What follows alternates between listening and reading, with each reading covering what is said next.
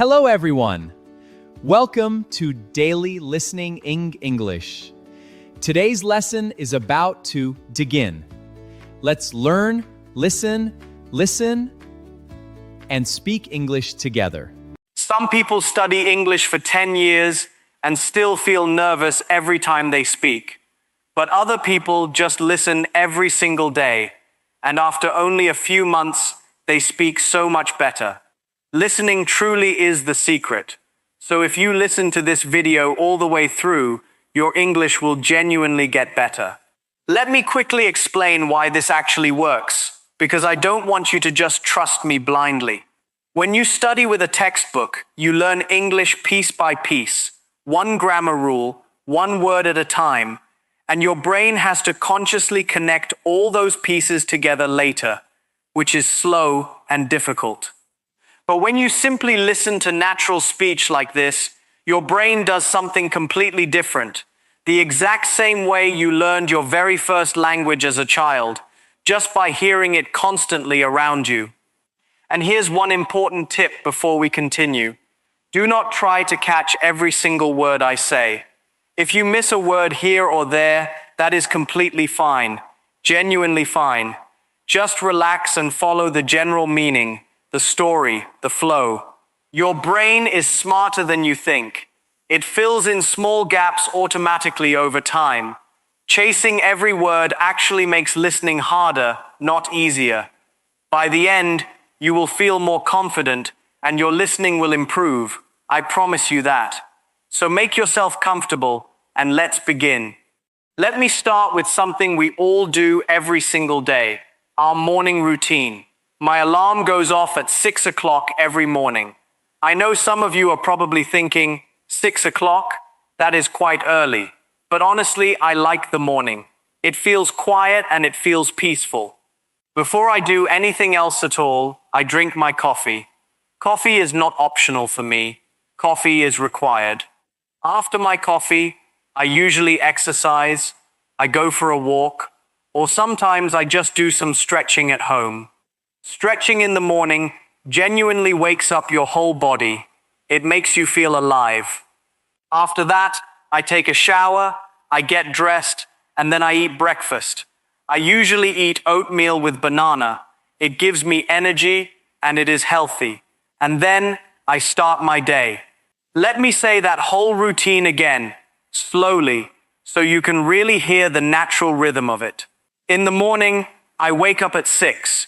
I drink coffee, I take a shower, I eat breakfast, and then I start my day. Did you notice those phrases? Wake up, drink coffee, take a shower, and eat breakfast. These are morning routine phrases, and they are genuinely very useful in daily conversation. Now here is a question for you, the listener. What do you do in your own morning? Think about it, right now, in English. Wake up, have coffee or tea, eat breakfast, and maybe exercise. Think through your own routine using these exact words, and if you feel like it, tell me about your morning down in the comments. Let me change the topic now and talk about work. Do I like my job? Yes, most of the time, honestly. Not always, though. Nobody actually likes their job 100% of the time, and I think that is completely normal. What I personally like most about my job is helping people. When someone tells me, "Thank you, Jack, you really helped me today," I feel genuinely great. But I will be honest, sometimes the meetings are simply too long. You sit there for 2 hours thinking, "Can this just end already, please?" Let's talk about some useful job vocabulary now. Some words about work that you will hear constantly. First word, a colleague. A colleague is simply someone you work with. For example, the woman who sits at the desk next to mine is my colleague. Next word, a deadline. A deadline is the exact date when you must finish your work. Deadlines can be very stressful. The deadline is tomorrow. That is honestly not a fun sentence to hear. Next word, a manager. A manager is the person who leads a team, essentially your boss. Some people love their manager, some people really do not. And let's just hope you have a good one. One more word: to resign. To resign means to leave your job. It means you personally choose to leave. She resigned from her job last week, for example. And this is different from being fired. To be fired means someone else tells you that you must leave. To resign means you yourself choose to leave. Let's repeat those words together now. A colleague, someone you work with. A deadline is the date you must finish. A manager, your boss.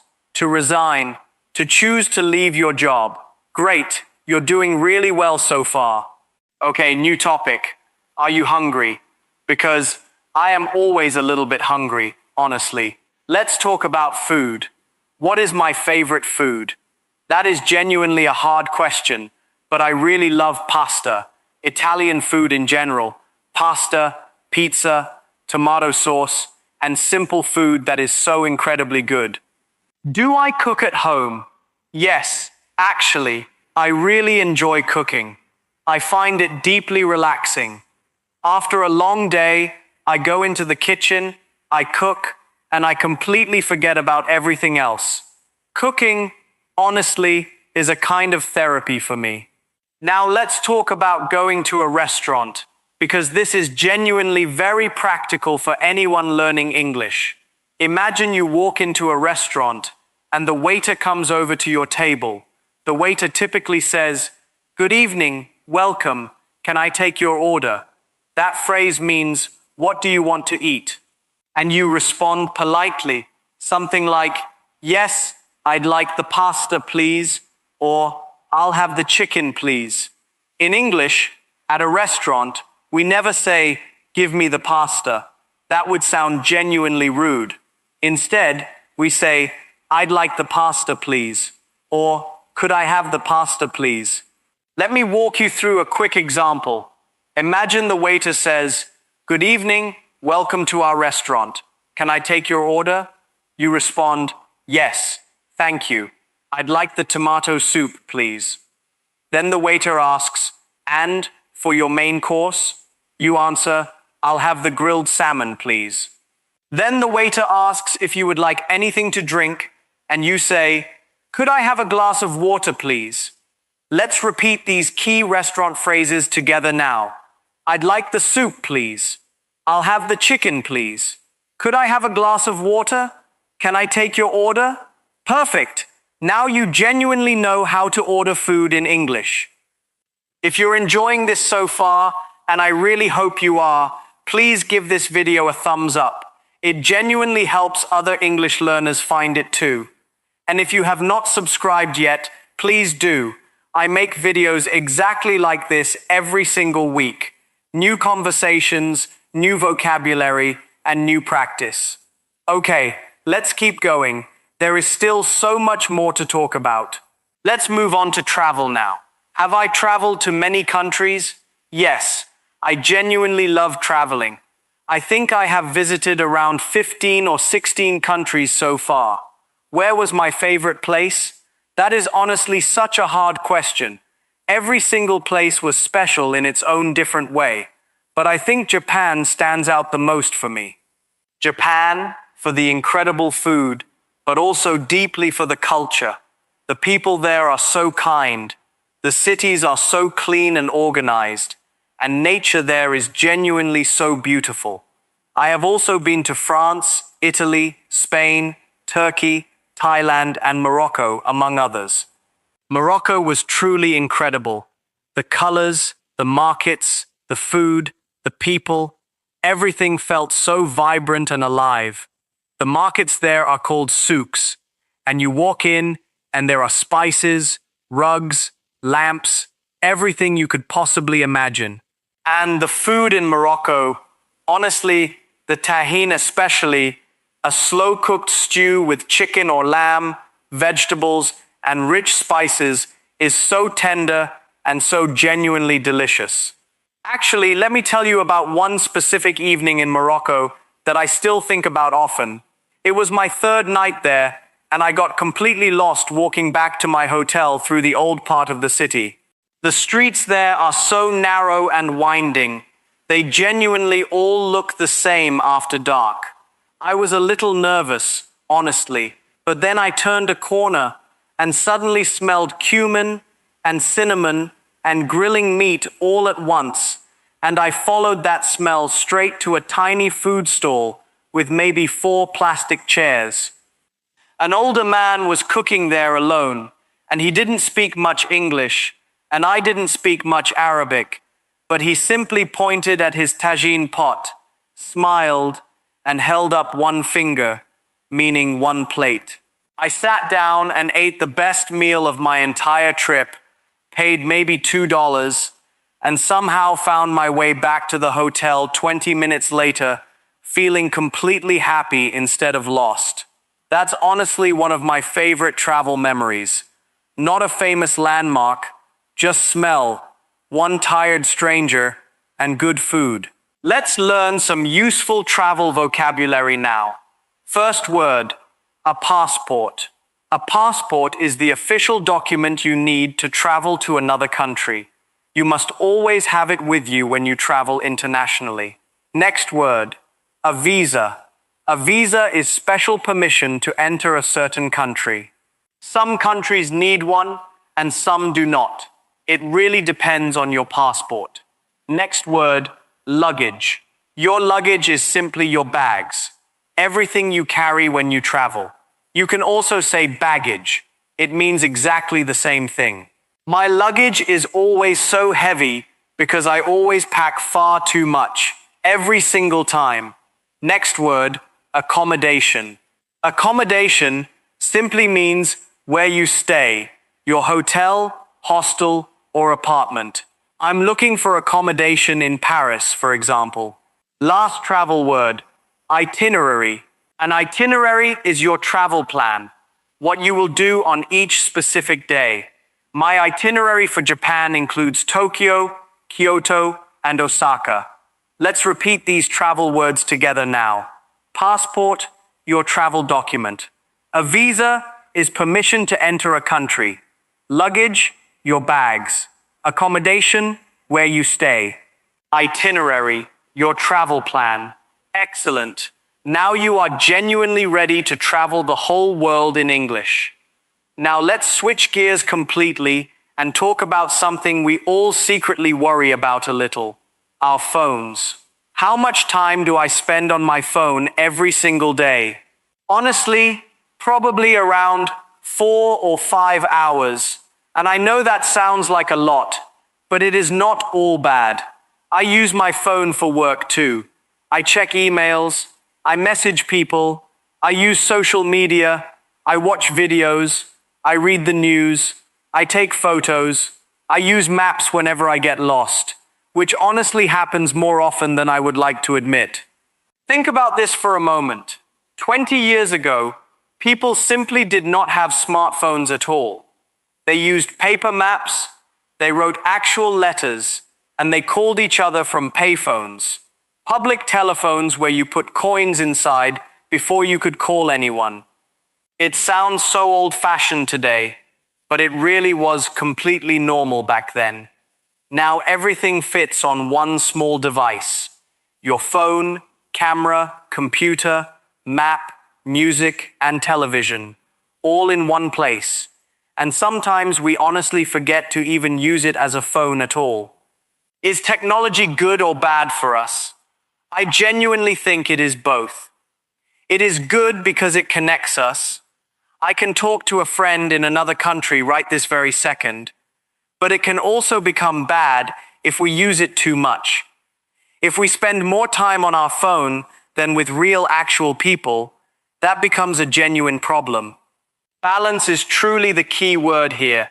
We need real balance with technology. Use technology, but do not let technology use you. Let's learn some technology vocabulary now. The first word is scroll, which means to move up and down on your screen. I was scrolling through my phone for an entire hour yesterday.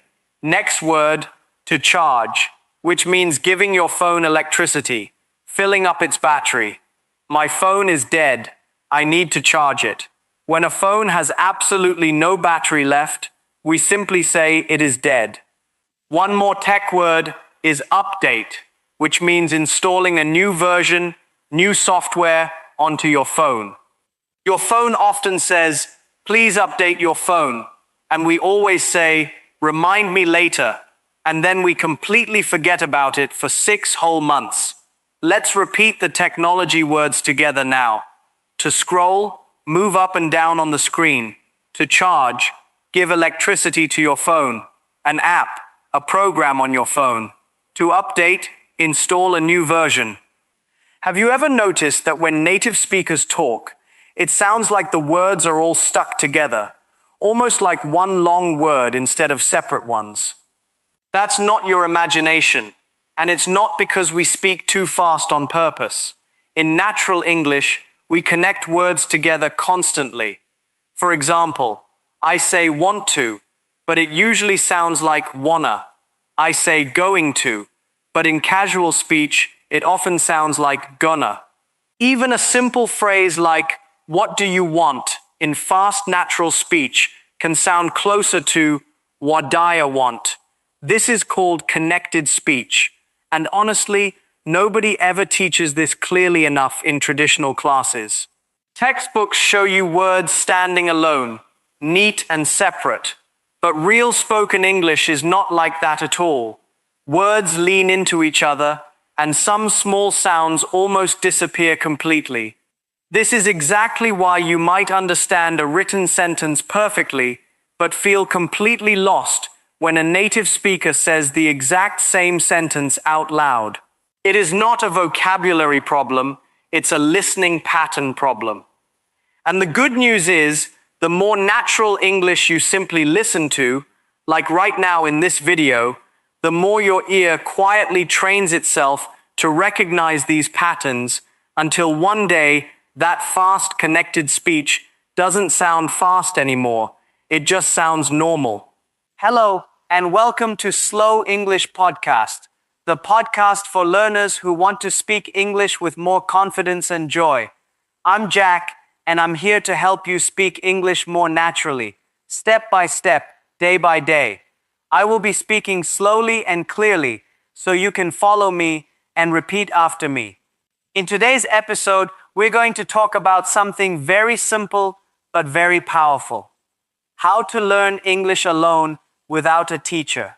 Even if your life is busy, even if you don't live in an English-speaking country, many people think they need to move to the United Kingdom or America to speak English well. But that's not true. You don't need to live in London. You don't need a native speaker next to you. What you need are small, smart steps. Steps that are easy to repeat. Steps that fit into your daily life. Steps that help you feel more comfortable, more natural, and more confident using English. So, let's begin. Let's talk about home now. Do I live in a house or an apartment? I actually live in an apartment right in the city. Everything there feels so close. Shops, restaurants, and transport are genuinely very convenient. I do sometimes think about living in a small house just outside the city instead, somewhere much more quiet, where you can hear birds singing in the morning. That sounds genuinely peaceful, though of course you would probably need a car for absolutely everything out there. In the city, I can walk almost everywhere I need to go, and honestly, walking feels so freeing, and it is completely free too. Let's learn some home vocabulary now. First, a landlord is the person who actually owns a property and rents it out to you. If you rent your apartment, your landlord is the owner. I need to call my landlord about the broken heating, for example. The next word, rent, is the money you pay every single month to live somewhere. Rent is honestly quite expensive in many major cities today. Next word, neighbor, someone who lives near you. My neighbor is very friendly, or my neighbor is a little bit noisy. We all seem to have one noisy neighbor somewhere. One more word, furniture, the big items inside your home, sofas, chairs, tables, and beds. I need to buy furniture for my new apartment. Moving somewhere new and buying furniture always feels expensive, but genuinely exciting too. Let's repeat the home words together. A landlord, the person who owns the property. Rent, the money you pay each month. A neighbor, someone who lives near you. Furniture, tables, chairs, sofas, beds. Okay, let's change topics completely now and talk about the weather. What is my favorite season? I genuinely love autumn, fall, the beautiful colors of the leaves, the cool, crisp air, and that special smell, like earth and leaves, and something warm and cozy all at once. My least favorite season is definitely winter. It is simply too cold, and I really hate short days. It gets dark by 4 in the afternoon sometimes, and that genuinely feels quite depressing. Although, I will admit, I do like staying warm inside when it's cold outside, with hot chocolate, a good book, and a warm blanket. That part of winter is genuinely nice. And I absolutely love summer. Long, bright days, sunshine, spending time outside, and of course, ice cream. Honestly, the most important part of summer. Let's learn some weather vocabulary now, because in English, people talk about the weather constantly, especially in countries where the weather changes unpredictably, like England. First word, cloudy.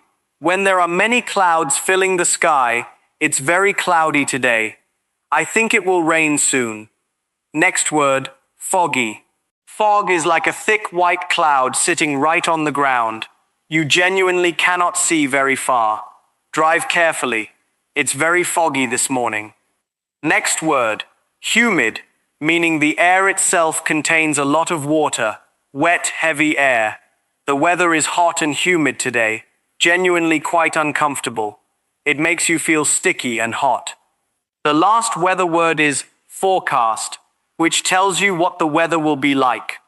What is the forecast for tomorrow? The forecast says it will be sunny, or the forecast says it will rain. I always check the forecast before heading out. Should I bring an umbrella? Just check the forecast first. Let's repeat the weather words together. Cloudy, many clouds in the sky. Foggy, you cannot see far because of fog. Humid, wet, and sticky air. A forecast tells you what the weather will be. Let's move on now and talk about free time. What do I do in my free time? I read quite a lot. I listen to music. I cook, as I mentioned earlier. And sometimes I watch films, especially documentaries, and occasionally a good comedy. I particularly love nature documentaries about animals, the ocean, and our planet. They feel very calming and genuinely educational too. You learn so much about the world. I also sometimes play chess, mostly online actually. There are many chess websites and apps where you can play against people from literally all over the world, technology connecting chess players everywhere. I also genuinely love photography, taking photos just for fun, though I do take it fairly seriously. I have a proper camera. I mostly photograph nature, landscapes, flowers, and sometimes people if they give me permission first. When you have a camera, you genuinely start noticing small details you never noticed before, like light, color, and little shadows. Things that were always there, but now you actually see them clearly. Let's learn some hobby vocabulary now. First word, passion. Something you love very deeply, something you truly care about. Cooking is my passion, for example. The next word is collect, meaning to gather more and more of something you like. Some people collect stamps, some collect coins, and some people collect books. Like me, actually. My shelves are completely full. Next word, creative, meaning you make brand new things using your imagination. Painting, writing, and making music are all creative hobbies. I actually think cooking is quite creative too. You combine different ingredients to make something entirely new. Last word, relaxing. something that helps you feel calm and free from stress. Gardening is very relaxing for me. Listening to music is relaxing. And honestly, I hope listening to this very video feels relaxing for you too. Let's repeat the hobby words together. A passion, something you love deeply. To collect, to get more and more of something.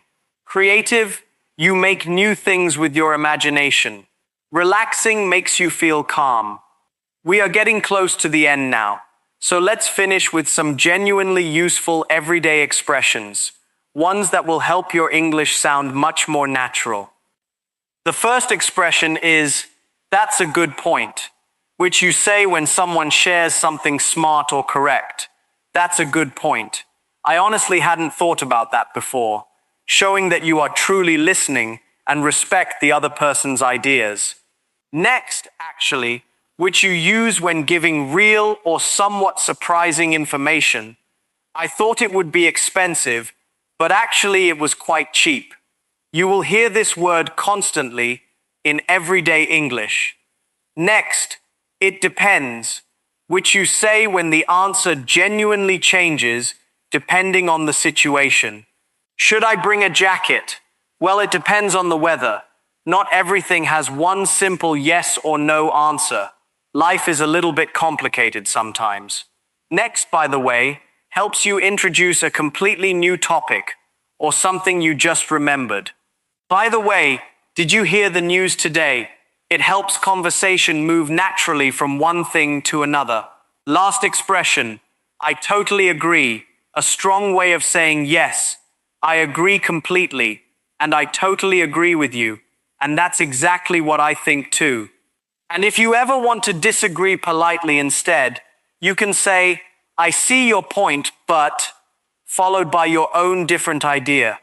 In English, we generally prefer disagreeing politely rather than simply saying, no, you're wrong. We soften it instead with, I see your point, but. Let's repeat all these expressions one more time slowly together. I'm not sure though. That's a good point. Actually, it depends. By the way, I totally agree. And to disagree politely, I see your point, but. These particular expressions will genuinely make your English sound so much more natural. Now, listeners, it's genuinely your turn to practice. I am going to ask you some questions, and I want you to think of your own answer in English, right now, in your head.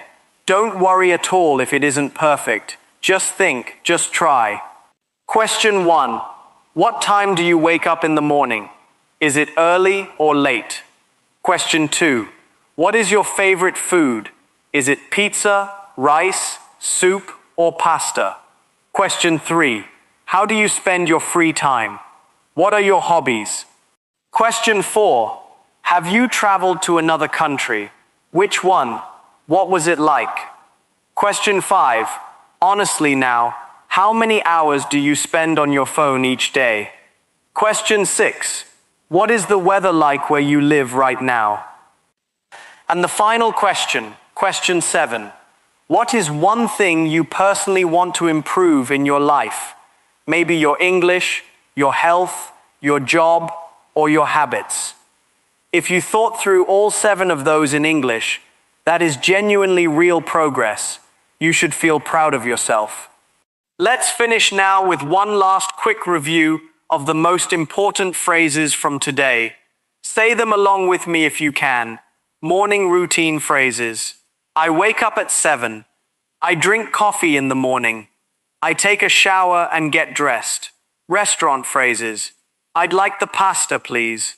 Could I have a glass of water? Can I take your order? Travel phrases. I'm looking for accommodation. My luggage is very heavy. I need to check my itinerary. And everyday expressions, one final time. I'm not sure, but I think so. That's a good point. It depends on the situation. I totally agree with you. I see your point. But, by the way, have you heard? Excellent. You genuinely said every single one of them. I think that's it for today. Honestly, time really does fly when we're talking like this. We covered so many things: morning routines, work and jobs, food and restaurants, travel, technology, health, home, weather, hobbies, and everyday expressions. So much genuine English in just one single video. Your brain has genuinely been working hard today, but that's exactly how you improve. You listen, your brain quietly absorbs it, and your English gets better day by day, little by little. That truly is the key. You do not need to be perfect. You just need to keep going, keep listening, and keep practicing, and you will genuinely get there. I promise you that.